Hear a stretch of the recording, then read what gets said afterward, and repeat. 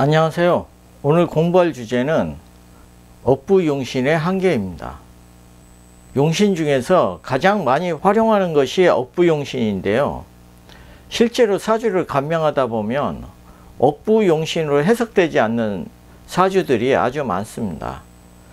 오늘 살펴볼 사주도 억부용신으로 해석이 어려운 사주입니다. 자, 이 사주가 오늘 공부할 사주인데요. 그러면 이 사주가 왜 억부용신으로 해석이 어려운지 자연명리 관점에서 살펴보도록 하겠습니다. 먼저 이 사주를 억부용신 관점에서 살펴보면요, 원령이 편관이죠. 그죠? 묘 편관이고 일지도 편관이고, 그러니까 신령을 했어요. 그죠? 월을 잃었고 일지도 잃었죠. 그죠? 실지를 한 거죠. 그런데 묘진 목국, 묘미 목국이 됐으니까 이 사주는 무토 정화 외에는 일간을 도울 것이 없어요. 그죠? 그렇기 때문에 매우 신약하다, 이렇게 이제 볼 수 있는 거죠. 이렇게 매우 신약한 사주는 인비가 필요하죠. 그죠? 그래서 이제 화토를 용신으로 삼게 되는데, 이 사주는 당연히 제가 기신이 되기 때문에 사업은 어렵고, 인성의 도움을 받아야 된다면 살인상생의 형태를 통해서 직장 생활을 하는 게 맞다, 이렇게 이제 해석하게 되잖아요. 그리고 대운을 보면 신축 경자대운은 엄청 신약해지고, 기묘대운에는 특히 해묘미 목국을 이루기 때문에 관살이 득국을 하니까 너무 신약해지겠죠. 그죠? 그래서 이때는 매우 나쁘다고 보고, 무술대운 이때는 비겁을 도와서 크게 좋다, 이렇게 해석하게 되잖아요. 그런데 실제로는 이와 정반대였어요.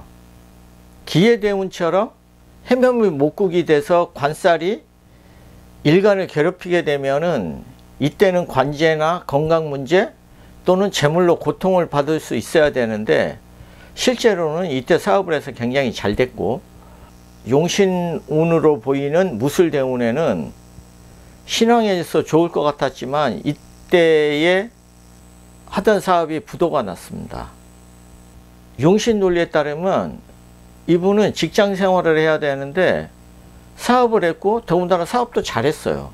그리고 힘들어 보이는 대운에 오히려 사업이 잘 됐고, 좋아 보이는 대운에 오히려 사업이 실패를 했으니까 용신 논리와는 완전히 달랐죠. 그러면은 왜 이런 문제가 생겼는지 자연명리 관점에서 살펴보겠습니다. 이 사주를 자연물상으로 보면요, 넓은 전답으로 볼 수 있는데요. 그 이유를 살펴보면 이 기토는 기토 자체만 놓고 보면 매우 신약해요. 그죠? 작은 땅이고, 그래서 여기 있는 편과 묘목을 감당할 수가 없어요. 그런데 이 넓은 무진 땅을 만나고, 이게 기토죠. 그죠? 이게 작은 기토밭이지만 이게 넓은 무진 땅을 만나면서 넓은 밭으로 변했죠. 그죠? 그리고 여기 진 물창고도 있어요. 그러니까 언제든지 묘목을 잘 키울 수 있는 그런 역량을 갖추게 되는 거예요. 여기 있는 묘목을 충분히 키울 수 있는 전답이 된 거죠. 이럴 때는 묘 농사를 충분히 지을 수 있기 때문에 전혀 신약하지 않는 것과 같아요. 그러나 이 사주가 무진과 합쳐지지 않고 개인 플레이를 하게 되잖아요. 그렇게 되면은 극신약으로 변하기도 하거니와, 여기에 있는 여기 물통은 무토가 차지하고 있기 때문에 수량을 공급받을 수가 없어서도 묘를 키우기가 힘듭니다. 그래서 무진과 같이 묘목을 나눠 키울 때 훨씬 더 능력을 발휘할 수 있습니다. 그래서 이제 개인 사업은 당연히 불리하고요. 그리고 협업을 해야만 능력을 발휘하게 돼요. 그 이유를 좀 더 자세히 살펴보면요. 여기에 있는 개수는요. 뿌리가 어디에가 있어요? 얘는 진토에서 뿌리를 내리고 있죠. 그죠? 진토에서 개수를 끊임없이 공급을 해줄 때 이 기토는 묘목을 제대로 키울 수 있어요. 특히 봄의 묘목들은 폭풍 성장을 하는 시기이기 때문에 이때 물을 굉장히 많이 소비를 한단 말이에요. 따라서 이 개수를 안정적으로 확보를 하지 못하면요, 묘목을 제대로 키울 수가 없어요. 그런데 이 개수의 주인은 무게합을 하고 있고, 또 이 개수가 진에 뿌리를 내리고 있기 때문에 원래 이 개수의 주인은 무진이라고 보는 게 맞아요. 그러니까 이 기토 입장에서는 진토 땅도 무진한테 빌리는 거고, 이 개수도 이 진 물통에서 이 개수를 끌어와서 목을 키우는 형상과 같아요. 그렇게 보면은 키우고 있는 묘목은 무진한테 위탁받아서 키우는 형국과 똑같은 거죠, 사실은. 그래서 이런 경우에는 동등한 조건의 협업이 아니라 갑을 관계가 형성되는 하청 받는 사업 정도로 보는 게 정확한 거예요. 이해가 되시죠? 그리고 손재주가 이제 좋은 이유도 묘 자체가 원래 손가락과 같아요. 그러니까 묘가 있으면 그 손가락을 활용하는 능력이 훨씬 더 배가가 되니까 손재주가 좋다고 해석할 수 있죠. 만약에 이 묘를 감당할 수 없는 그런 형태다, 그럴 때는 손재주가 좋다는 말을 쓰면 안 되겠죠. 그죠? 그리고 남들이 잘 못하는 분야에서 능력을 발휘한다. 이 이유는요, 이 봄의 묘목은 병화 햇빛을 받아서 꽃을 피워야 되는데, 이사주에서 묘목은 정화로 꽃을 피우고 있어요. 이렇게 정화로 꽃을 피우게 되면 남들이 다 자는 시간에 꽃을 피우는 것도 돼요. 이게 별, 달, 뭐 등불 이런 속성이 있으니까. 또는 이제 비닐하우스에서 특수한 환경에서 키우는 것도 돼요. 그렇기 때문에 일반적으로 사람들이 키우는 형태의 묘목이 아니라 밤에 피우거나 특수한 환경에서 키우는 묘목이 되기 때문에 이 사람의 능력은 남들이 따라하지 못하는 능력을 가졌거나 남들이 잘 하지 않는 분야에서 일을 할 때 능력을 발휘하는 것도 됩니다. 그렇기 때문에 남들이 잘 못하는 분야에서 능력을 발휘한다고 볼 수도 있는 거죠. 그리고 다음에 기해대운의 운을 살펴볼 건데요. 억부용신 관점으로 보면 해묘미 목국으로 관살이 극대해지면 극신약이 돼서 나쁠 것 같잖아요. 그런데 실제로 기해대운의 사업을 해서 굉장히 잘했거든요. 그럼 왜 그랬는지 그 이유를 살펴보도록 하겠습니다. 자, 그러면 이사주에서 기해대운의 운을 살펴보면요, 이때 이분은 사업을 시작을 했는데 그 사업 방식이 OEM 생산 방식이었어요.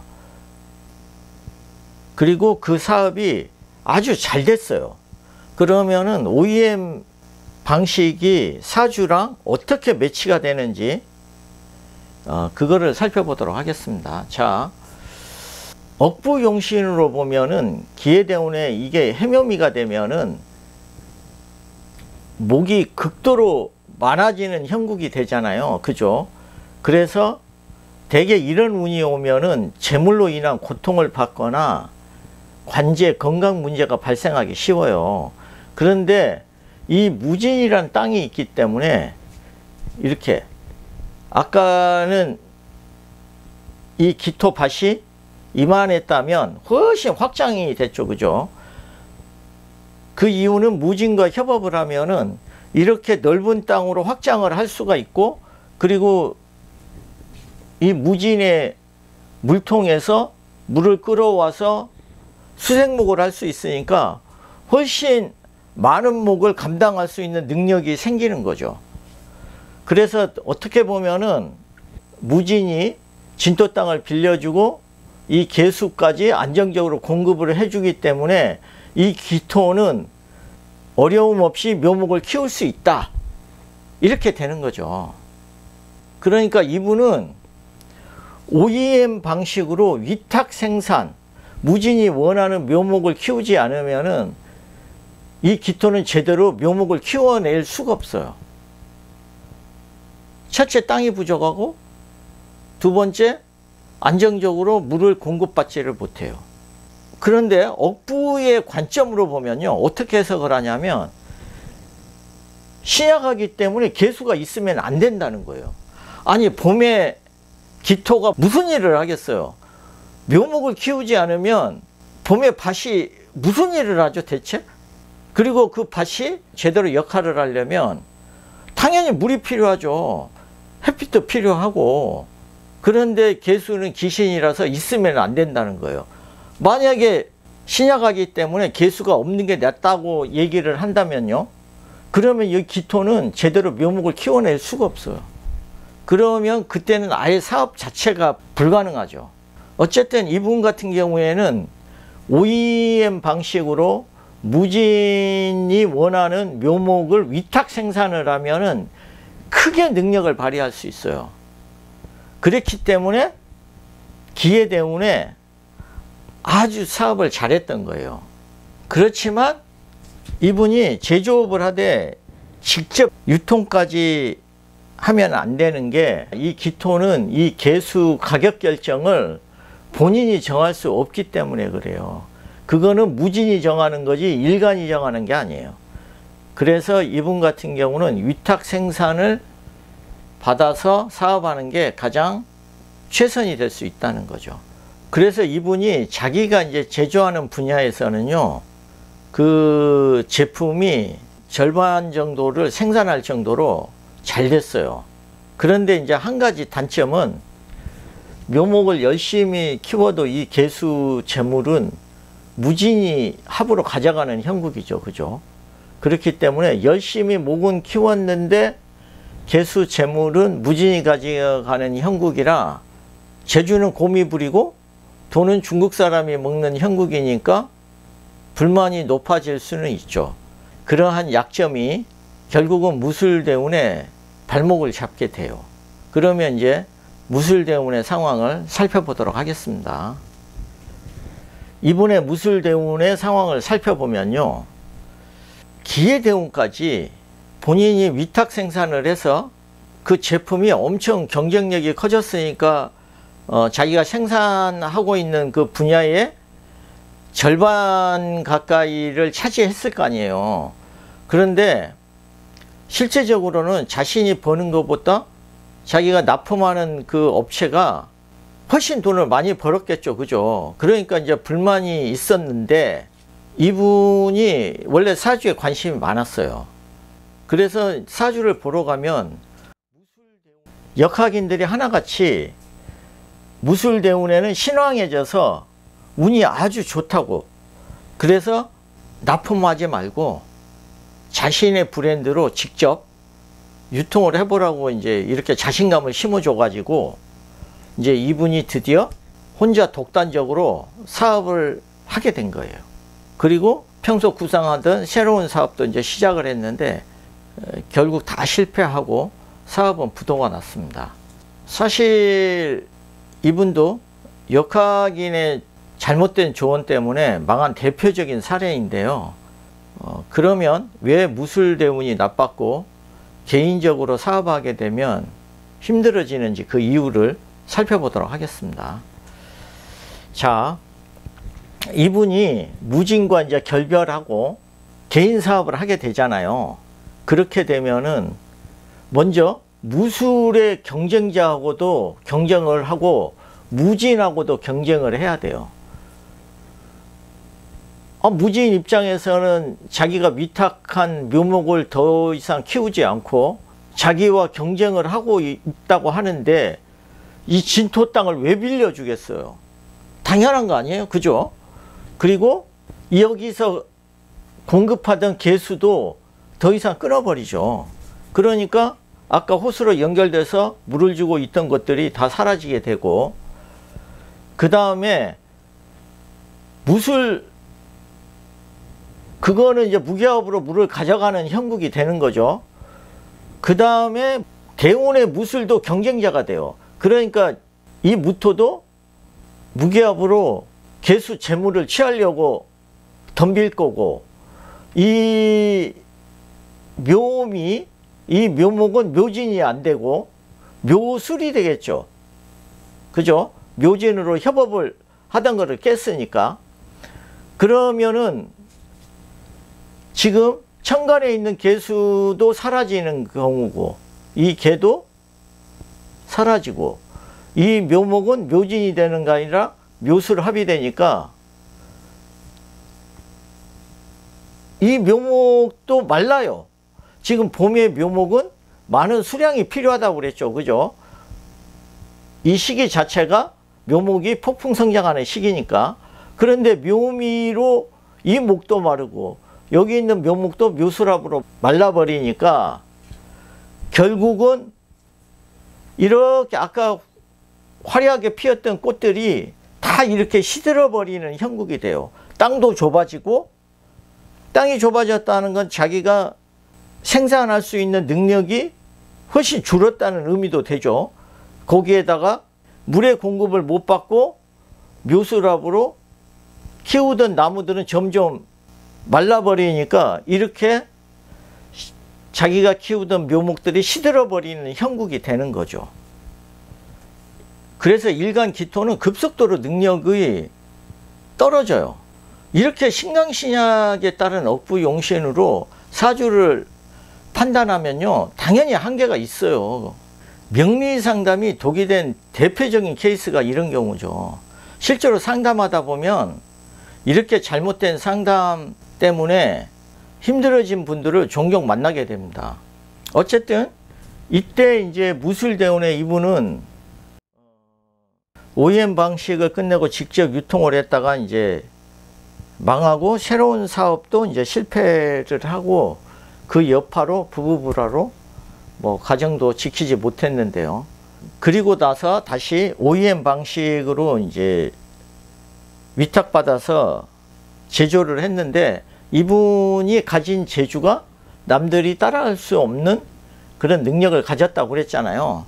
그렇기 때문에 다시 예전의 무진과 다시 이제 OEM 방식으로 일을 했던 거예요. 이분이 정유대운이 오면요, 이 묘유충이 되잖아요. 그죠? 묘유충이 되기 때문에 이분이 여기저기 일을 벌렸던 거를 점점 축소를 하게 돼요. 예전에는 욕심 많게 많이 대량 생산도 하고 이것저것 해보고 싶었던 일들이 많았는데 정유대운의 묘유충이 오면 다 정리정돈을 하기 시작을 해요. 그래서 많이 축소가 되는 운이니까 일도 줄었지만 본인 스스로도 할 수 있는 일도 많이 줄였어요. 그리고 이제 핵심적인 그런 일만 남겨두고 현재 사업을 진행하고 있습니다. 지금까지 억부용신의 한계에 대해서 살펴봤는데요. 억부용신을 잡기 위해서 다양한 어떤 방식들을 써요. 등령, 득지, 득세 중에서 뭐 등령하는 데는 몇 점, 득지하는 데는 몇 점, 득세하면 몇 점, 이런 식의 뭐 계량화해서 억부용신을 디테일하게 잡기만 하면은 뭔가 해석되는 줄로 착각을 해요. 그런데 이사주의 경우 봐보세요. 신령을 했어요. 그죠? 또 실지도 했어요. 지지는 묘진 먹고 묘미 먹고 다 관살을 깔고 있어요. 이렇게 되면은 신약한 거는 너무나 명백해요. 그리고 억부용신 논리를 그대로 적용하면 이분은 사업을 할 수가 없어요. 사업해서도 안 돼요. 근데 실제로는 기회대운에 사업을 잘했잖아요. 그리고 신왕해지는 무술대운에는 오히려 사업이 망했잖아요. 그러니까 용신 논리 하나만 의지해서 해석하게 되면요, 실수하기가 아주 쉬워요. 그리고 이사주의 핵심은 무진과 협업을 해야 좋아지는 사주이고, 무진과 동등한 관계에서 협업하는 게 아니라 하청을 받아서 일을 할 때 더 능력을 발휘할 수 있다. 이렇게 이제 해석하는 게 중요하죠. 지금까지 준비한 내용은 다 설명을 했고요. 다음에 좀 더 재미있는 내용으로 찾아뵙도록 하겠습니다.